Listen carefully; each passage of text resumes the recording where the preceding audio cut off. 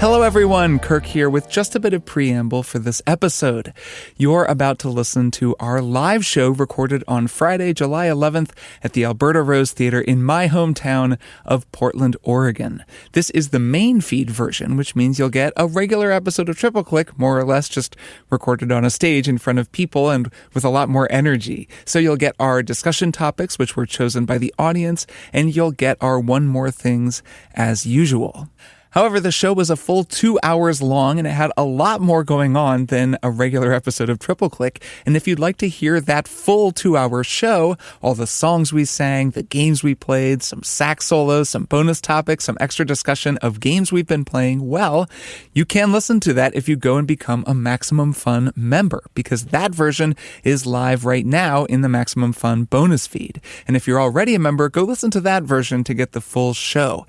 We had such a great time at this live show. I can't get over it. It was much more of a production than past live performances, and I really just couldn't have had a better time on stage. Thanks to everyone at the Alberta Rose Theatre for making it all so easy for us, and a huge thank you to everyone out there who came out to the show. Rest assured, we will be back.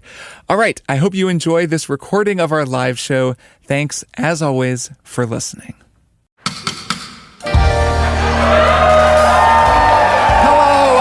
Lowercase g gamers in Portland, Oregon.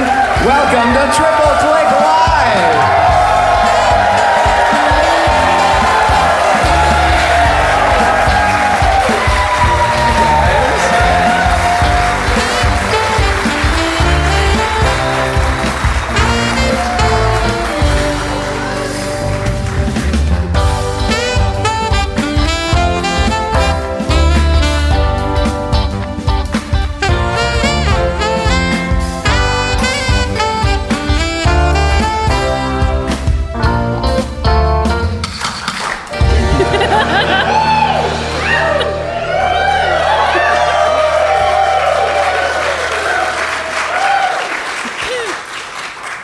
I'm Kirk Hamilton. I'm Maddy Myers. And I'm Jason Schreier. Hello, Portland! Hey! Wow! What a crowd! We made it. Pacific Northwest is pretty cool. It is. I'm telling you guys. I'm always saying. Yeah, I mean, usually we don't believe anything you say. But all your New York supremacy is just misguided at best. Yeah, I think. yeah. I mean, it's nice. All right, it's nice here. It's You like said it. like a distant, like third or fourth. For a New Yorker, that's pretty good. Yeah. It's like New York. And then New York again. Then Queens. Yeah, Staten Island. No, Staten Island's on the bottom. Okay, no offense to Queens. Staten Island jokes like really play in the Pacific Northwest. Yeah, they really do. They love it. So what are we doing tonight, Jason? What are we doing? Well, we're playing a live show in Portland, Oregon. We're doing a live show. We all flew out here. Yes. Kirk drove the 10 minutes from his house to get here. That's true. Yeah. I did carry all this stuff, though. How about We Kirk made him carry Hamilton it on all. the guitar? And the singing. Thank you. How about Maddy Myers? Okay, but how about Jason Schreier? Jason Schreier. This guy can play the guitar. All right. So we got a lot to get through tonight. We do. We got It's a a lot big of good show. stuff We have a lot planned to for you get guys. through. It's a supersized show for It you all. sounds so fun. Well, yeah. I mean, we gotta gotta get through this. We got, So if you guys can't I got places to be. I got stories to break. We have some topics to discuss. We asked some of you to write some down on index cards as you came in. But you know what? That box is a little hard to get stuff out of. Maddy, a little big. Give us your hat. Okay. Give us your video games hat. My video games hat, you mean? Yeah, This your hat? video games hat. I love This it. hat that I'm wearing only for this purpose? So what we're going to do tonight is we are going to take the hat and we're going to pick out some topics and questions and things to discuss. Yeah. We did not read these in advance, so we actually... So we're just going to see how what this happens. goes. This is our We're first trusting time. you guys to keep it. This is our first time ever answering a question before. Okay. Well, this one's tough. Okay. How old is Link? Okay, well, first clarifying Good question: start. Ocarina of Time or a different Zelda we have game? to. Doesn't we have to say. decide the answer. We have to decide. Okay, all of them. How like Breath of the Wild Link? Twinkling. He's over 100 years old. I feel like this is written by someone who's like over 18. Well, we haven't started playing Ocarina of Time yet on the podcast, so I would say Link is still so we legal. don't know the answer. Well, I just mean he's a kid in that game. I was talking literally here. He's a kid and he's an adult. Yeah, but then he becomes true. an adult later. Spoilers. He's over 100 years old in Breath of the Wild. Oh, right? that's a good point. He's quite true. Because of the mystical sleeping beauty The cryo coma sleep that he was in. Does that count? I think so, yeah. If you're I guess so. cryogenically frozen? It's a little bit like one of those technicalities, Right. like, Your Honor, she was an 18,000-year-old dragon. That's called the anime defense. Yeah. So he's 118 years old. We agree. Okay, that's how old I'm putting Link these is. on the floor. We didn't plan this part out very well. We need a second hat. Maddie, pass the hat around. Pass the yeah. hat. Pass Am the I hat right? around. All right. Let's get a good one. Yeah, don't take it from the top. The bottom ones are the good ones. I feel like we've answered this on the show before, but I'll read it anyway. In the triple click logo, which controller belongs to which person? Yeah. Oh, we have yeah. gone Do we over this. remember? I remember. Yeah. Do you? What Yes. was it? I think Jason is the Nintendo. Yeah, The Super Nintendo. the Super Nintendo. I I'm am the the Xbox. PS4 and you're the Xbox. I know I'm the Xbox. Because you're the hardest core gamer of all of us. Oh, well. It's true. It's true. All right, Kirk, That's the get answer. the turn. Okay. Oh, wow. Okay. This is a nice question. Did y'all intentionally set out to connect with a wider community via the podcast, the Triple Click Discord, etc., or was that an accident? How do you feel about having the following that you do now? It was a total accident. Actually, we didn't mean to publish this show. It What are was you just all like going to doing be here? a fun thing that we were going to do to practice podcasting, and then like someone leaked it, and then here we are. No, I think we sent. Yeah, I mean, if you make a podcast, you set out to connect to a wider audience. I don't think we could have, imagined that it would be quite like this. But then again, you never know where something is going to go. But I think we're also okay with it not being the biggest thing in the world. We talked a lot about what success means to each of us and what makes us feel good about the show, where it is. Do we want to be playing stadiums? Obviously. And we're working towards that every day, because that's what success is. But no, for real, I think we feel really good about where it is, and we do try to intentionally reach more people. I do think that the Triple Click Discord is a very special place. That was and that wasn't intentional exactly, because we didn't do that. That's was not our doing. This is for anyone here who doesn't use our Discord, it's the server where people who listen to the show can hang out. Some people hang out there who don't listen to the show, and they're in there like to talk about video games because it's a nice place to be. And we didn't really have much to do with that aside from maybe setting the tone with the show. So that was not intentional exactly. We were like, let's just have a Discord. I don't know, we'll see what happens. And now there's like thousands of people in there having a great time. So that's just a very cool, unexpected side effect, I would say. Yeah, just no gamers. Yeah. No gamers. That was the one rule. Yeah, No that was our only capital rule. G gamers. If you've ever played a video game, you're not welcome here. Yeah, and that's still true. Okay, favorite video game tree? Oh, man. That's a good one. Got to think of a tree, guys. It's not the Deku tree. Fuck that guy. He It's can also fix his own not- problems. He's always asking me to go inside and deal with the spiders. No. Gotta say, it's also not that tree that spits at Kirby. That guy. No. No. A lot of bad trees in games. That one's pretty cute. What's his problem, you know? I've been playing a lot of Fantasy Life. And they have a lot of trees in that game. They're like all sorts of trees that you can chop. So I guess they're not your favorites if you're just cutting them down constantly. I mean, it could still be What's your favorite. favorite tree to chop? The cherry tree is fun to chop. Like, Yeah. You go full George Washington. Yeah, do you lie about it, or? Does it make like a satisfying sound when you chop it down? They all do. It's like a Yeah. mini game. You have to like walk in. I'm going to spoil the Fantasy Life section man. of this podcast. You like walk around in a circle, like looking for the sweet spot, which does extra damage to the tree. Oh, okay. And then you chop Okay. it. It's very addictive. Extra damage It's to very the addictive. tree. So that's your answer is the cherry tree. All right. There are more in the box, right? Oh, a yeah. bunch more There are in the so box? many. There's so We're many going to more. run out in a second. We might Okay. not get to them all, but that's okay. We're gonna go as fast as we can. I'm putting this in. Hurry! We got a timer going here. Jason's already rejecting some How of can them. I support game studio unionization from outside of the video game industry? It's a popular question. Unions, who knew? Actually, a lot of people knew, I think. I think changing public opinion about unions is something that we all participate in together all the time. And I feel like we've watched it change just in our media careers. Like when I was starting out, I don't think people were as pro-union just among journalists and reporters that I know. And now it's like, well, you really need to be in one. And that word of mouth has really spread. So I think there's something to just sharing articles about it and changing public opinion among people you know, whether it's related to games or not. I think that makes a difference. Jason, you gave a GDC talk about this. Well, it was less a talk of me interviewing somebody. You asked a guy questions tough questions. who had things to say about it. I was there, though. It was great. GDC. I don't know. What would you say? I don't know, because I don't feel like there's really anything that people outside of a workplace can do to impact. Like, it's ultimately up to the workers, I feel like. I would say they have to decide if a union works for them and why and what that union looks like. Because a union can take so many different forms, right?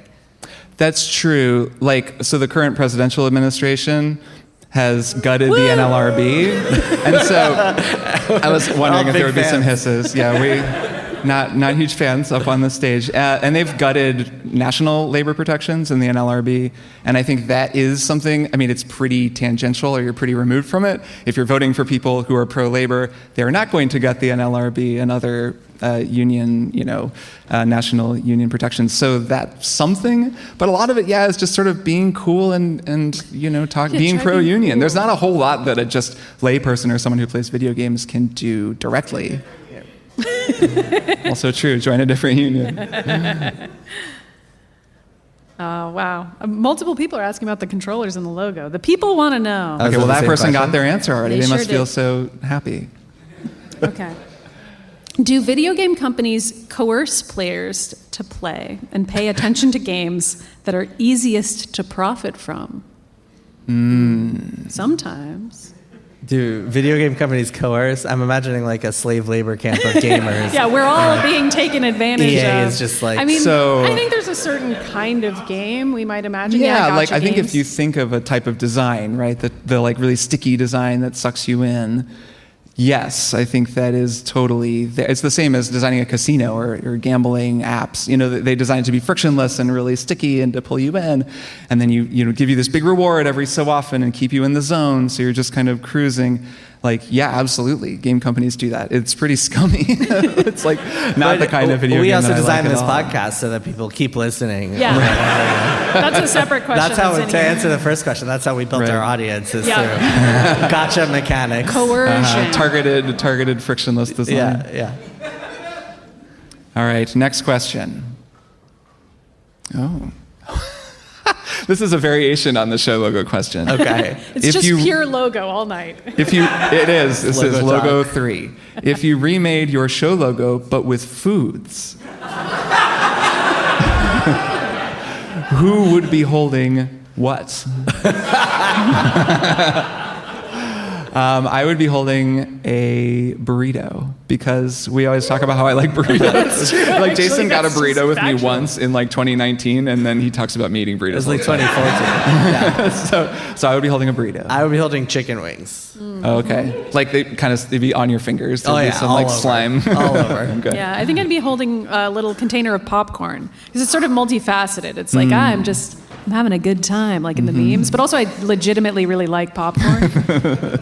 Okay. So it plays both ways. No, Kirk, you would be holding potato chips. You're like a I do like potato chips. Fiend. The jalapeno kettle Chip chips. fiend.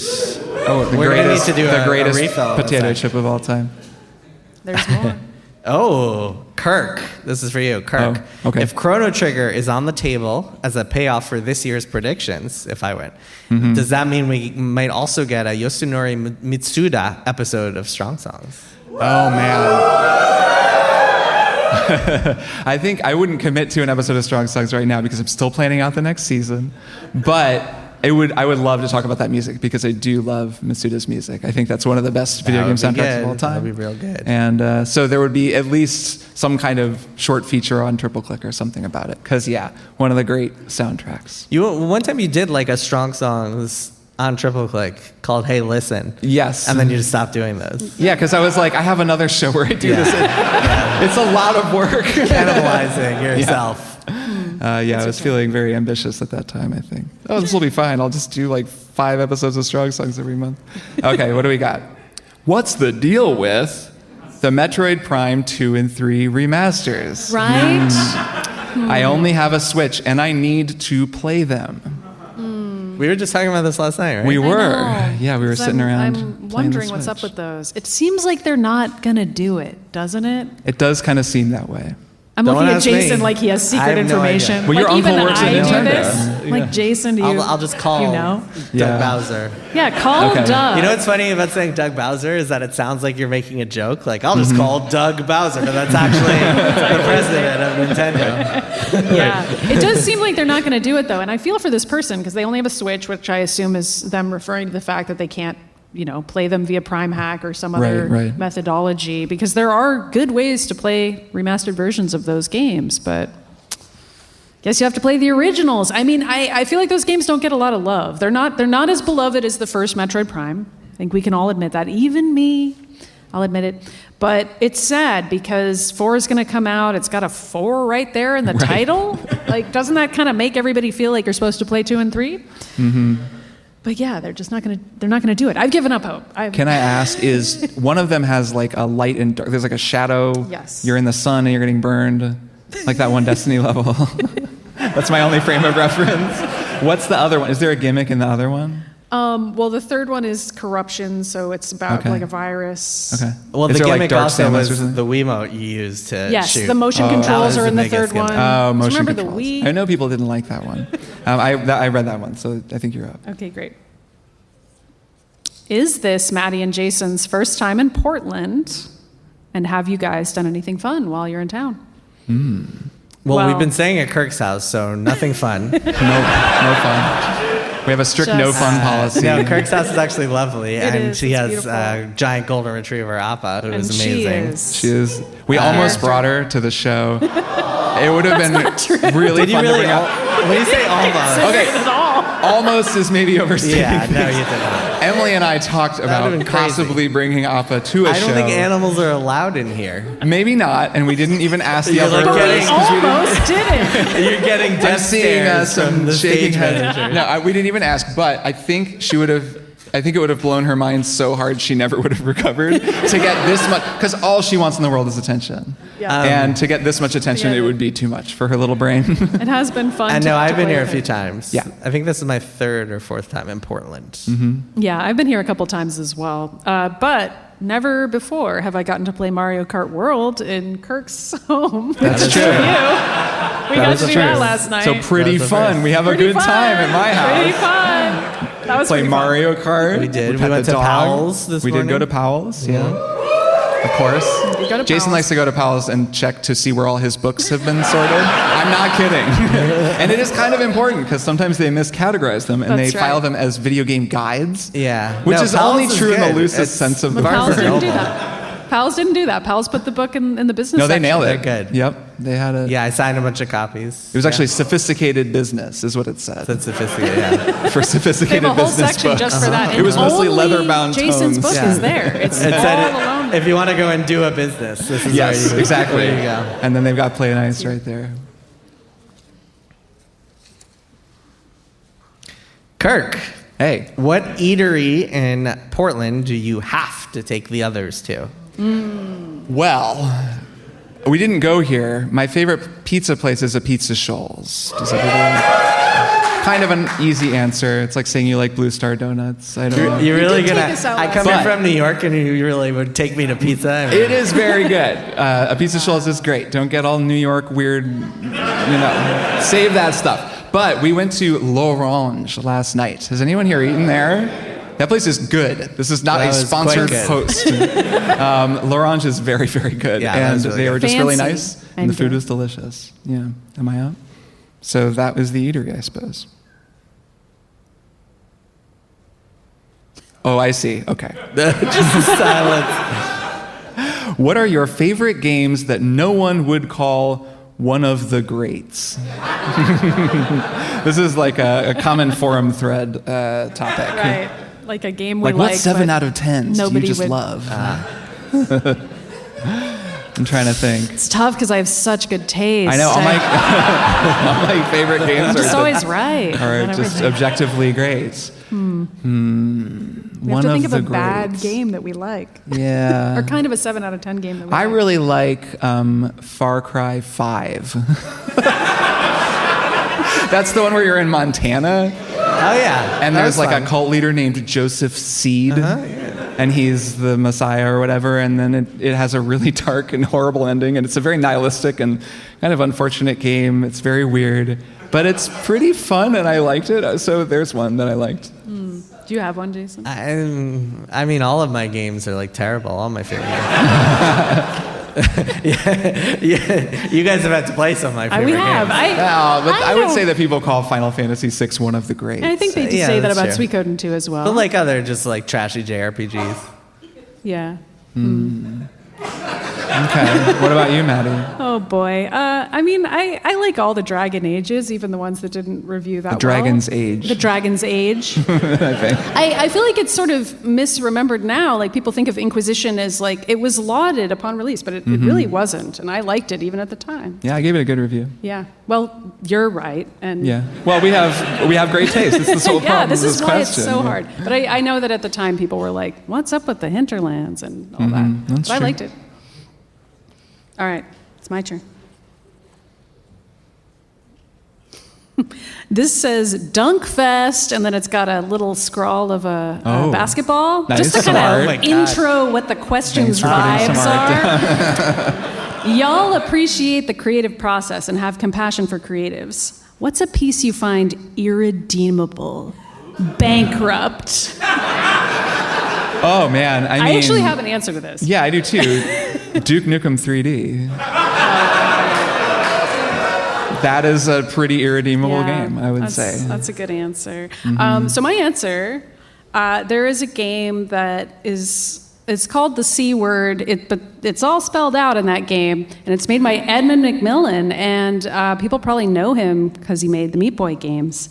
And most people don't know that he made a game that is a graphic depiction of like a penis attacking a vagina. I know. Way back in the day. So I interviewed him about it when Meat Boy was getting really popular. And people can dig this interview up on the Boston Phoenix archives if they want to find it. I'm really proud of it because it was like one of my early interviews I did where I was like, I'm going to challenge this guy. And it's Edmund McMillan, so he was a super good sport. And he was like, yeah, that game was really messed up. I was going through some stuff at the time. That's funny. It was a weird decision I made. And I was like, yeah, it was really weird. Why? So we just like had a fun conversation about it. So everyone agrees irredeemable. Yeah, he was like, I don't know. I'm sorry. Nice. But yeah, it was kind of like the Newgrounds era where you like made a lot of edgelordy games that would just be shock jock kind of games, and you'd play it for free, that sort of thing. But yeah, I do think that game's just really bad. It's bad. I just realized I should clarify. I meant Duke Nukem Forever. Duke Nukem 3D is fine. Duke Nukem Forever, irredeemable. Duke Nukem Forever is really bad. The pits. Destiny. Also, maybe our favorite 7 out of 10. Yeah, well. Pre or post Dinklage? My favorite game ever, and also my least favorite game ever. Mm-hmm. Every time I played Destiny, Amanda would just she would come to me afterwards and she would be like, why do you play that game where all you do is talk about how much you hate that game? Just complain. All right. Oh, another Metroid question. Okay. Hey. Playing Metroid Zero Mission on Maddy's suggestion, and it is so good. What Metroid do I play next? Already played Prime and Super. Dread is too hard for me. Oh, okay. Okay, Dread Fusion is pretty hard. is what I would say next. Fusion. Metroid Fusion is the next one. So it's a little easier than Dread, but it also comes story-wise right before Dread. And I will say Dread has an easy mode now that I've heard is all right. And no shame. Easy modes, it's all good. Whatever you want. It's a hard game. Yeah, it's a hard game. It's a hard game. Didn't have an easy mode when I was playing it, and there were certainly some moments where I was like, really? Even me. All right, this is sweet. The Bad Feeling remix with Kirk is my fave. How did this person know I was going to be reading this question? I don't know. About a song I wrote that there's a remix featuring Kirk on the saxophone. Yeah. And check it out. Any chance we hear it, Not tonight, but we are going to play a different song of mine. It's true. Later. We got more songs to come. And I will be playing some saxophone, though That's not on true. that song. Not on that song. That was very fun. This was, That was fun. A producer, I guess, came to me Yeah. saying, hey, I want to remix Maddy's song. Do you want to play a sax solo? And I was like, yes. And I think we surprised you with it, right? You did. Yes. Bit Culture is the name of the remixer. Yes, Bit Culture. Thank you. And the two of you just came to me and were like, we made this incredible remix of your song. Yeah, it was really fun. And I still listen to it and I'm like, this is really good. Yeah, it was good. And I wrote it. I didn't write that sax solo though. That's all. That's all. It's Kirk true. Hamilton's The whole time I'm like, I hope composition. Maddy doesn't hate this solo. Yeah, it would be funny if I was like, what did you do? Okay. Oh, we have a very straightforward one here. Best DLC that enhances the original game's experience. I mean, I guess while we're talking about Destiny, I will say the Taken King for Destiny was an expansion that enhanced the original game's experience. Very Did true it make to the it a good question. game? At the time. Yeah, it was I great. don't know. Good is a relative term. Enhanced. Enhanced is true. That's factual. That's Enhanced. DLC then. Yeah. Hollow Knight Silk Song? It did. Because the I feel magic like it of just Hollow Knight is totally- waiting. Yeah, and it just waiting totally and waiting. overhauled. Yeah, in a way it enhanced Hollow Knight because it just increased the anticipation that That's we true. all feel about Silksong. That is And true. it made Hollow Knight a better game. Can you think of one? Cyberpunk. Oh, actually. That actually is That's a a good real answer. answer. That's a good answer. That's my Phantom Are we Liberty. going to separate the 2.0 update from the Phantom Liberty DLC? They Because came they're asking about DLC. But they came so close together. Yeah, it's true. That it's like, I feel like they're They're one and the interchangeable. same. I still feel like it's a fair answer That's that a very this good Phantom call. Liberty is such a good DLC of its own, with its Yes. own story. That's fun. It is very good. That's Cool. a good answer. Oh, is it my turn? I guess so.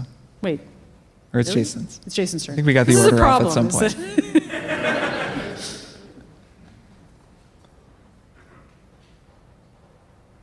Vaporware. What the hell happened with Little Devil Inside? Little Devil Inside. Remember that game? No. It had a cool trailer that we Rings a talked bell. about on the show. Yeah. What is it? It was Oh, like a few God. years ago. Describe the trailer to me. It was a few years Describe the ago. trailer. What Okay. was in the It was trailer? like I don't remember, but I could cool, just kinda make things up. stylized Yeah. All right, characters so that it's looked inside kind of of someone's wooden. body. There's a devil. No, Cool. sorry, Maddie. Forget go what I ahead. said. It's what Do you- Jason's Do you talking remember about. what it actually was? Because I was just going to make things Yeah, up. they kind of looked like little wooden guys, and they were running through like a really hyper stylized world. okay. It looked like a sort of 3D puzzle platformer type of a situation. Is any of this ringing a bell? You know that episode of Magic School Bus where they go inside the human body? It's like that. Okay. Well, no, I don't know. That was the whole question. Was just Little Devil Inside. And I don't know what happened to it. No. Sorry. If anyone out there knows, Yeah. Speak let up. this Anonymous let this anonymous asker know. Yeah, some people have signed their names, but very few have. All right, this person is just doing bits, but I'm still going to humor them.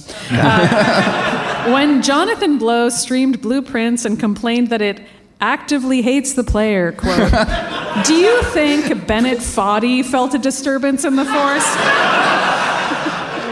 Did that really happen? Did that really happen? I assume yes. I'm hearing enough yeses that I believe it. Wow, that's funny. Bennett Foddy, though, king of making games that Yeah. do, quote, actively hate the player, but that's part of the joy. Well, and Jonathan of what Blow, they the are. master of telling people just be patient. Like, I don't know. Do you guys remember the walkthrough for Braid that you could look up? Did anybody here look up the walkthrough No. for Braid? When Braid first came out in 2008, this was like the internet had just been invented. So, you know. Only a it was- couple people had Right. it. There were just a couple websites. One of them was a walkthrough for Braid. And if you Googled a walkthrough for Braid, Google was like a search engine that worked.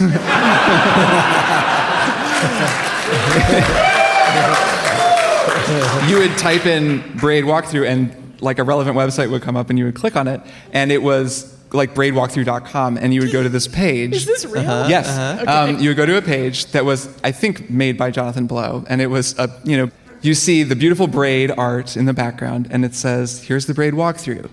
Don't look up hints for this game. And that's what it said on the website. And then you like read a whole thing, and he's like, just be stuck for a little while. It's going to be okay. Take your time. Think about the puzzle, and you'll solve it. It was really cool at the time, just because it was kind of a clever way of telling people, don't just rush through the game, and if you feel stuck, you have to be in the stuckness. And then The Witness was all about that. That was like the philosophy of that game. There were all these kind of ponderous recordings of a guy being like, I like being stuck. It's great. Or something like that. I don't know. You played the whole game. I actually never finished it. But Didn't Jonathan Blow once tweet like a picture of a bottle full of pee, and he was like working hard or something like that? Like he didn't want to get up from his desk. Yeah, to that pee. happened. Is that, I don't know if that was him. happen. Anyways, he was feeling stuck in the moment and living in the stuck. So anyhow, I don't know. It's funny that he would be frustrated by a game like Blueprints. That's all I'm saying. It is ironic. Yeah. Maybe he should have just read a walkthrough. I mean, I know that's sort of against his MO, but there are walkthroughs. It's true. As far as I know, Tonda didn't put up a Blueprints walkthrough website that's like, don't look stuff up. And if you're gonna be anything, I fine. think he was okay with people using walkthroughs, maybe more than you or I. I guess it's your turn, because I just read that one. Cool. Oh, jeez. What is the best movie sequel, and why is it Terminator 2? I mean, Well, I'll tell you Terminator why. 2 is a really good Terminator 2 is sequel. really good. And Sarah Connor looks great in it. We She can all agree. does. Those guns, they motivate us all. It's true. It's true. When she does a pull-up, I'm I like, know. I can't do a pull-up. What is another great movie sequel? I mean, The Two Towers. That's Yeah, a that was a sequel. great That's a movie sequel. Kind of counts. I like Sure. that better than Fellowship. Uh-huh. What else? Yeah, Empire. Empire is a one. great example as I mean, well. I feel like it's the answer really is why are sometimes sequels better. Evil Dead 2. People just it's- call them out. it's because- We'll agree with you, probably. It's because for a sci-fi or a fantasy world, you've already set up all the constraints. You've Right. introduced all your Back in the habit. like a science fiction movie like Sister Act, for example. You've set up all your proper nouns. Everybody knows what's going on, and you can Oh, really I know. complicate I know things. one. Rise of Skywalker. Sorry. Next question. Last one. There's more in there, Wow. Oh yeah, we got one left, but we don't. but we actually have dozens left. Can you grab a refill? We need to refill some. Get some more in. Thanks to everyone who wrote in these questions. Yeah. Good stuff. We'll hang on to the ones we don't answer. Maybe we'll do an episode later. Yeah, I think we'll we do a don't- few more, and then and then we'll do do some one one more more thing. do thing. something Yeah. else.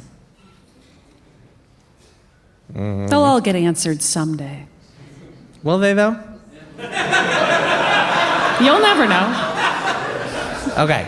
If you could choose any other company to manufacture a console, now or in the past, who would you choose? Okay, Taco Bell. That's a good one. That would be like a gordita. It's like a crunch fourth console. meal, but it's a console. It's like you already have the main three, but what's the fourth console? Taco Bell. I just think they have it. They've got something there.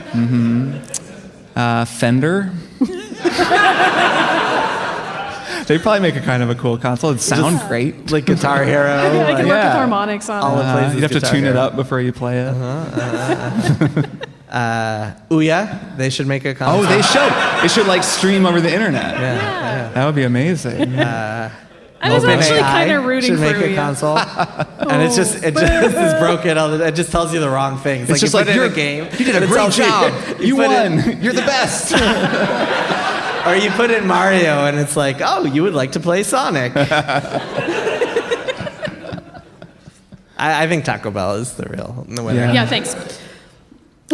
What's your favorite I think you should leave sketch? Oh man. We do talk about this on the show a lot. It's really hard to narrow. them Mine down. is Coffin Flop, though. Coffin Flop is up there. Coffin Flop I've watched is good. it so many times. I mean, there's so like but I know there's so many good ones. Loaded Nachos is up there.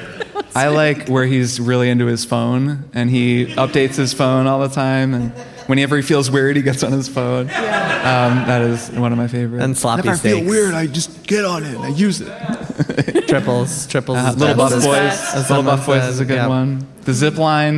The zipline Yeah, one. it's really- The zipline one's iconic now. Talking about Death Stranding and the zip lines. I know. Sam Bridges really is the guy from that sketch. He's just here for the zip He line. really is. He really is. Let's Just see. I don't have deciding a- between yeah, I'm two. gonna well, go we're running through out of them all. time, so Okay. we're really not. Well, this just asks, have any of you played the Kid Amnesia game that Radiohead made? And what did you think of it? I haven't played it. And that's the sad answer is no, but this reminds me that happened and I should play it. Has anybody played it? This one is blank. I think this is just a moment that we should all sit in silence. And we should think about ourselves and our lives and our place in those lives. Do you think that was an accident or like a Nathan Fielder Do you see him with his like laptop? a prank on us? Yeah. Just like. Is he watching us? I want to read one that we can actually answer. Okay. Ooh. I like Kirk's little reactions before telling any of us.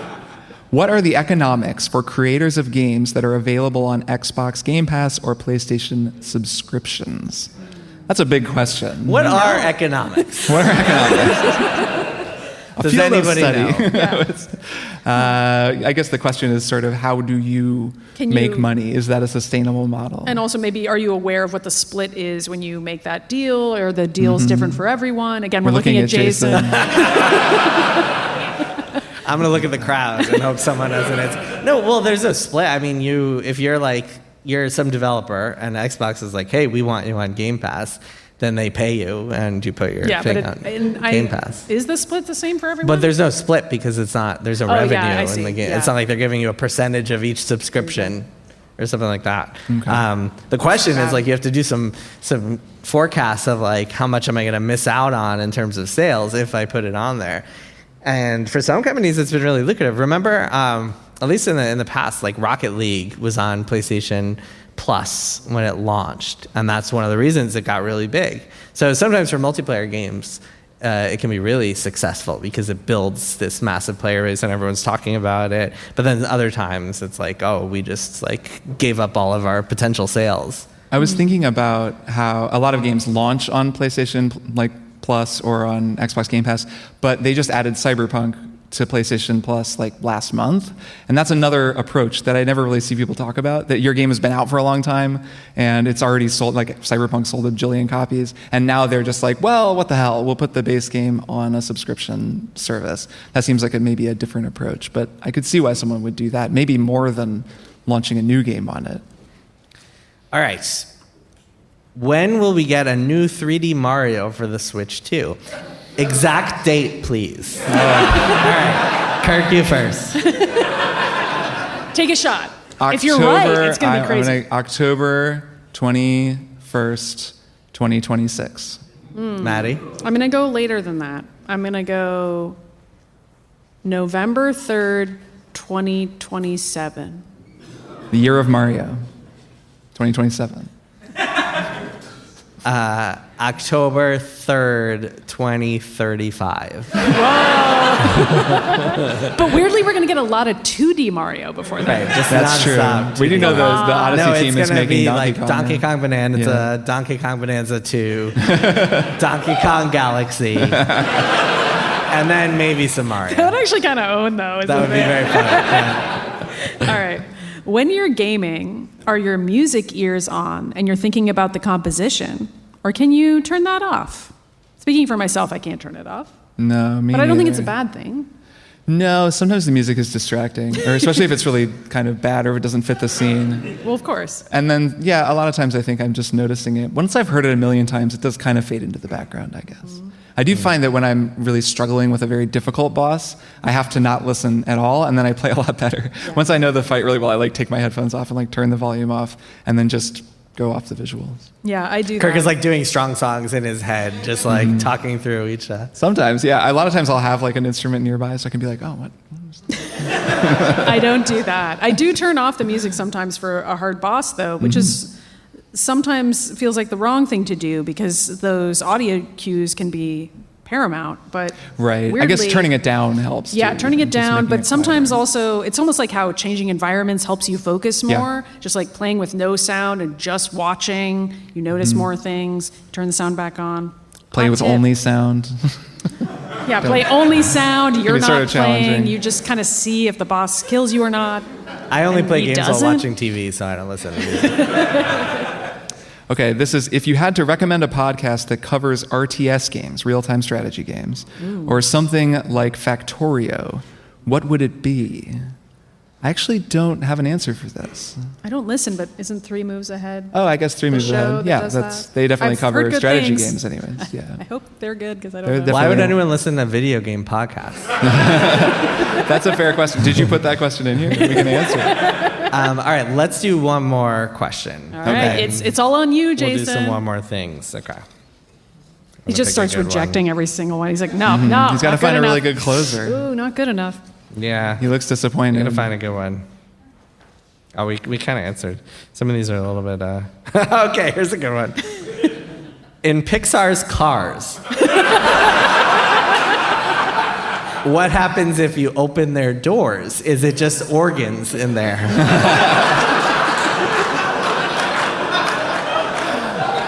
I think the car organ looks like the parts of a car. Yes. Like, almost like Lightning they are McQueen's sentient. pancreas looks like a steering wheel. Yeah, they're a sentient android almost, but they're in a the car. hood? Or the hood is the mouth, so it can't be in the hood.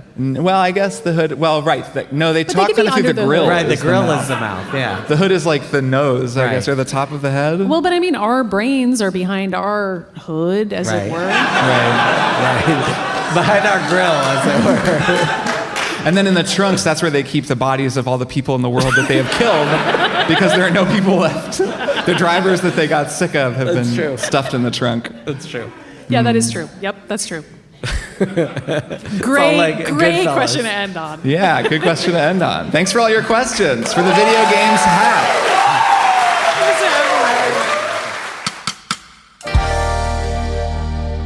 Are you a celebrity? Are you searching for meaning, connection, and a little levity these days? Hi, I'm Kumail Nanjiani, actor, writer, and yes, a celebrity too. And I've got 4 words for you. Bullseye with Jesse Thorne. Are you tired of junkets, red carpets, sick of the endless spicy snacks you have to eat? Do you want to connect with someone who gets your work and laugh with you a little? Join me, Andre 3000, Tom Hanks, Tina Fey, and many more and become a guest on Bullseye with Jesse Thorne from NPR and Maximum Fun.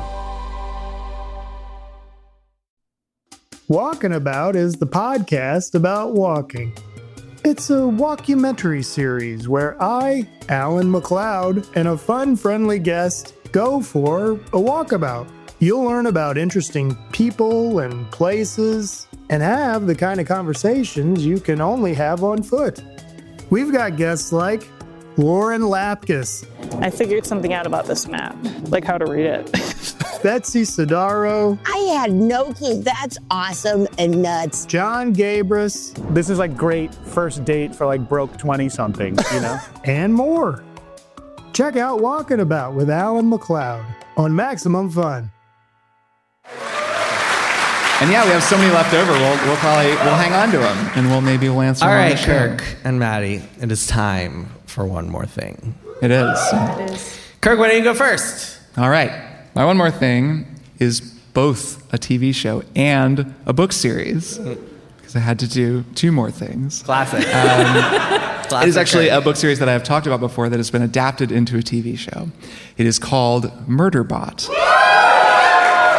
I thought there might be some fans. So this is Martha Wells' wonderful book series that I have talked about on the show. I have devoured, love them dearly. They're really, really good books. I just found out there's a new Murderbot story coming out. I think it just came out. It's like today, right? The finale went up? Yeah, so there's a new Murderbot story, which is very exciting. And it's partly exciting because I didn't love the Apple TV show. How did everybody out here who watched the show feel about it?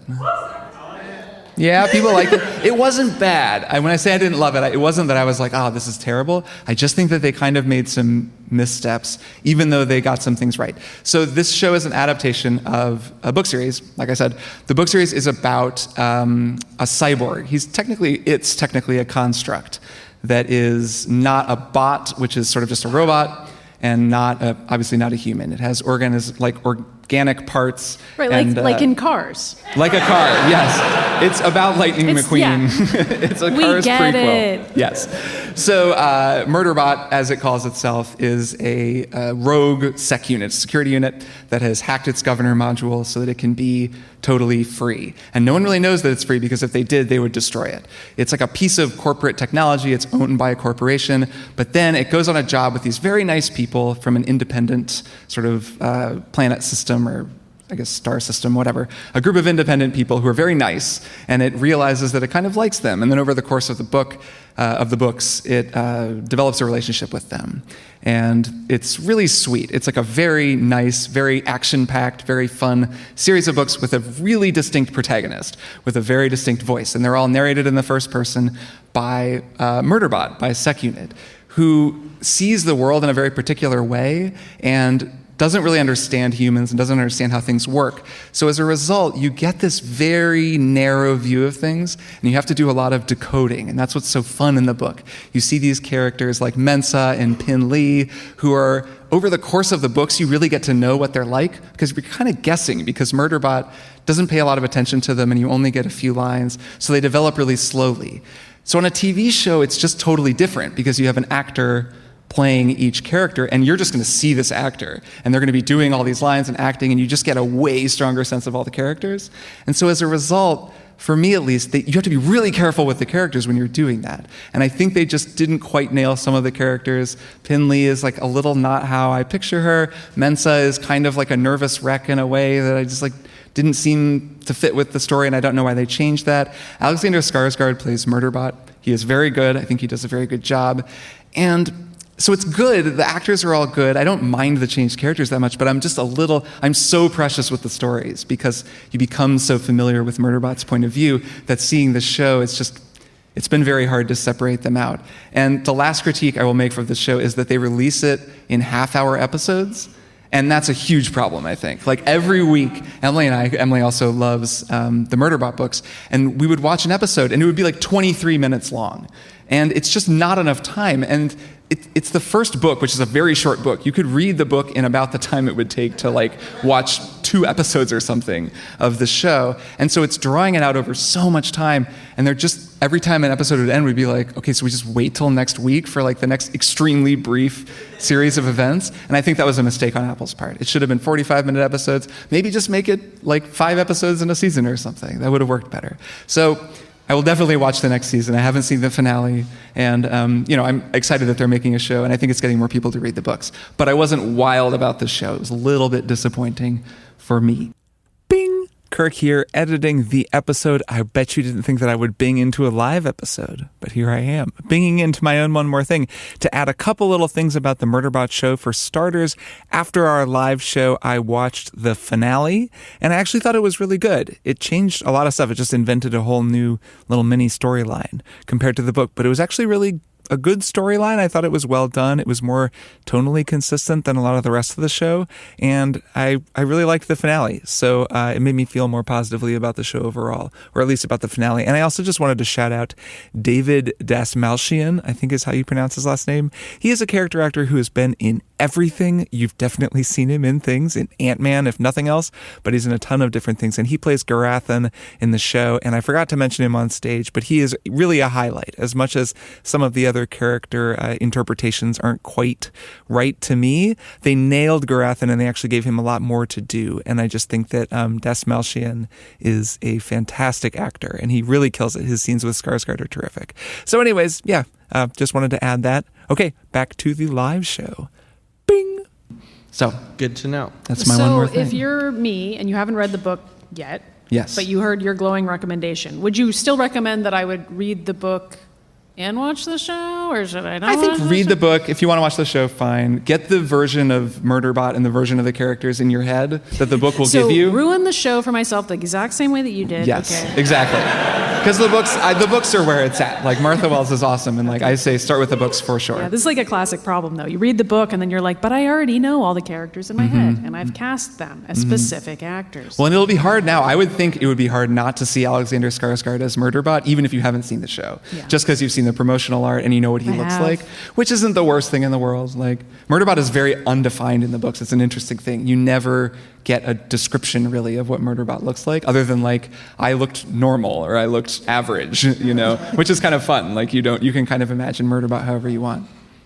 Quick digression. When we were at Powell's this morning, we found what might be the best book title We did. that we've ever seen. It is Murder at Sex Island, which I think we were talking about how, like, if someone went to a book publisher with that, they would be like $1 million. Like, normally you have to write the book and send it to them. With that book, you only need a title. No. Bing! Kirk here, binging in again with some extra information about this book that I feel I have to share. Murder on Sex Island, a Luella Van Horn mystery, was written by the great Joe Firestone, a comedian who, among other things, co-hosts Dr. Game Show right on our own network on Maximum Fun. So I thought that was pretty cool and thought we should shout her out by name since she did write the book and it looks like a lot of fun. I really am going to read it. Okay, anyways, back to the show. Bing! Maddy, what's your one more thing, and why is it not Murder at Sex Island? I just haven't read it yet, but I am thinking about it. So Dean and I watched all of The Studio, which was recommended on this show, and I'm recommending it again. So I think it was both of you who had seen it when we talked about it, and you both were like, it's not quite a comedy. It's like Uncut Gems, which at times I agree with. But I will say, it's a comedy for sure. And we were laughing the whole way through. But I don't want to spoil any part of it, but I'll just describe it in brief. So Seth Rogen stars, he sort of plays against type by playing a Hollywood movie executive and kind of being on the other side of the camera, as it were, and probably including his own informed experiences of what it's like to talk to people like that. But it's also a very loving representation of this type of person, even though he's also unbearable to be around at certain points in the show. But he loves movies, and yet is also making a movie about Kool-Aid Man. And there's a really great episode about whether Kool-Aid Man should be portrayed by a black actor or not, and is that racist? That's like in the entire plot of an entire episode. It's wild. But there's one moment that I thought was really fascinating where Seth Rogen's character gets into an argument with some doctors about which of their jobs is more important. And I've just still been thinking about it because I'm kind of like, well, they're both important and they're just not comparable. But it's really stayed with me as a sort of riddle, as like, how important is art? And I think we all agree. We're here talking about art today. Sure. At the end of the day, we all agree it's important. But also, you know, doctors and what they do is pretty important too. So yeah, it's a comedy. It's a really good show, a good funny show. So I recommend it. It's called The Studio. It's on Apple TV Plus, whatever. We hadn't talked about the finale. I think we hadn't seen the finale when Jason and I talked about it. The finale is incredible. You forget that Bryan Cranston studio. is like one of the funniest actors because he was so intense on Breaking Bad. He gets to do comedy on the show and he's hilarious. Yeah. Man, I laughed like harder in the finale than I have in the show. More than one pratfall per episode My sometimes. God, yeah. A lot Incredible. of pratfalls. Maddy, you should listen to The Town, which is a podcast. Matt Belloni of The Town is on the show, and then he appears as himself. So he interviewed Seth Rogen and Evan Goldberg, the creators of the show, like on his podcast. And That's it's great. They talk about like That's behind amazing. the scenes. That's like one of the fun things about the show is that they'll be like, oh, the characters will be talking about Matt Belloni, you know, entertainment reporter, and I'll be like, you know, that's a real guy in my head. And then Matt Belloni will appear in the show, and I'll be like, whoa, what's going on? The whole show is like that. Well, what's really funny is that Matt, his like regular co-host, Lucas, who is on The Town on Mondays, is my editor. So a little bit of small world. So are you going to be in the studio? Separation. Yeah, I would like to. Yeah, Season 2, Jason Schreier cameo. We'll see if they can afford me. My one more thing is also a TV show. Nice.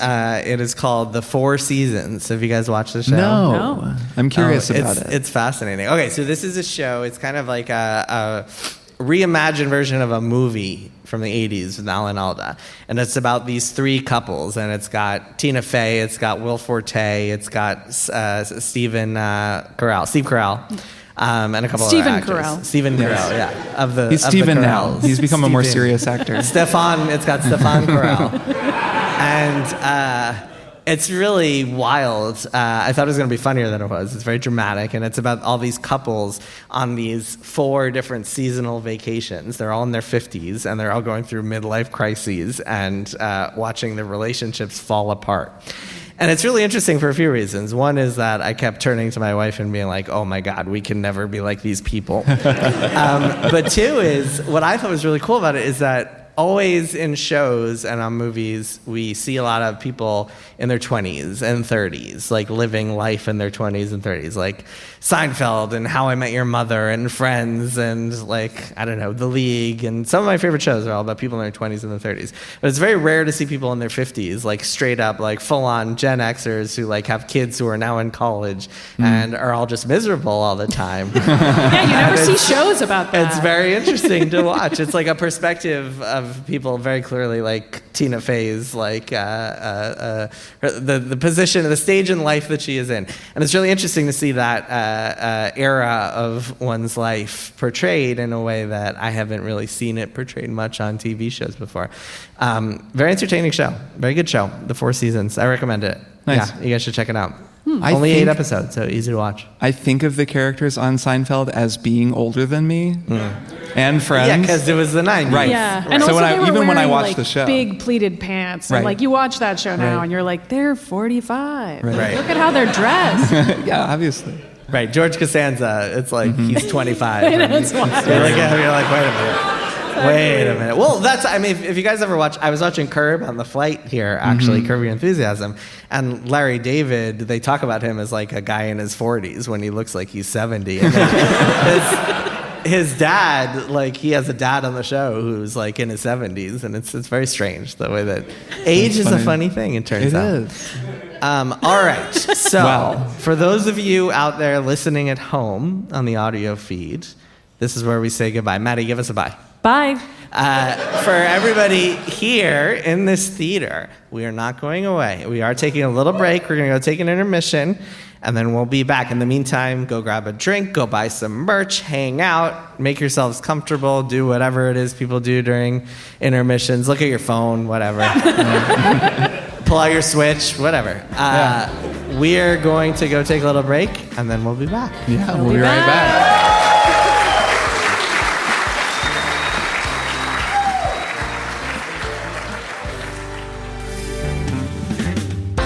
Triple Click is produced by Jason Schreier, Maddy Myers, and me, Kirk Hamilton. I edit and mix the show and also wrote our theme music. Our show art is by Tom DJ. Some of the games and products we talked about on this episode may have been sent to us for free for review consideration. You can find a link to our ethics policy in the show notes. Triple Click is a proud member of the Maximum Fun Podcast Network, and if you like our show, we hope you'll consider supporting us by becoming a member at MaximumFun.org/join. Find us on Twitter at TripleClickPod, send email to tripleclick@MaximumFun.org, and find a link to our Discord in the show notes. Thanks for listening. See you next time.